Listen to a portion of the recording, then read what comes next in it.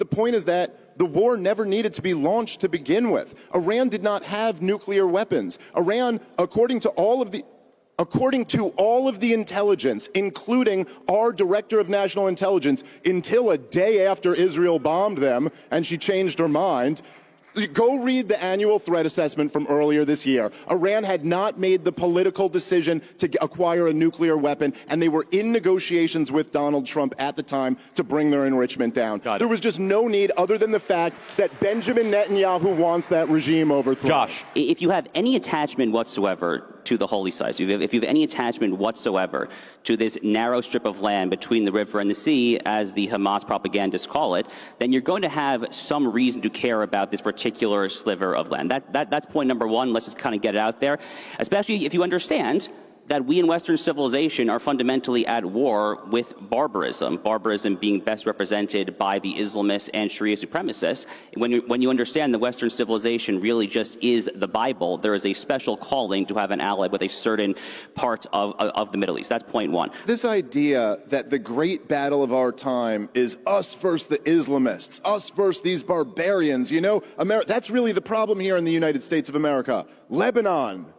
That's what you got to worry about. Listen, I think everyone here, all you guys should know this at this point.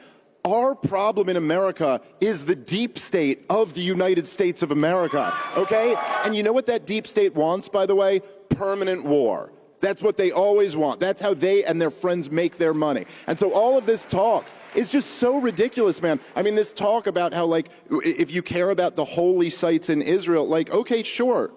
Obviously, Christians and Jews and Muslims have a connection to that land.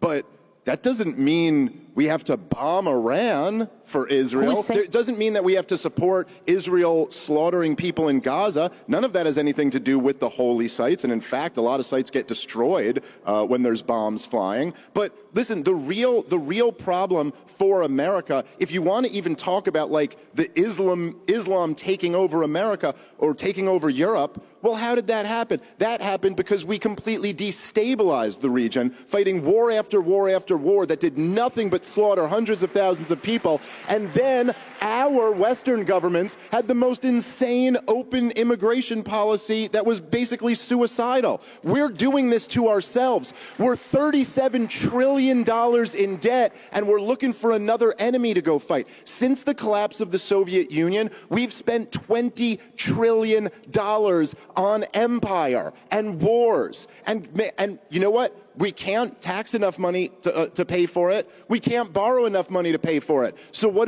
do? We print the money. And now you guys are coming out into the world and you're wondering why you're 6 figures in debt from college and you're getting a job at DoorDash and the average house goes for $800,000 because we've destroyed the currency chasing these monsters that were never any threat to our country.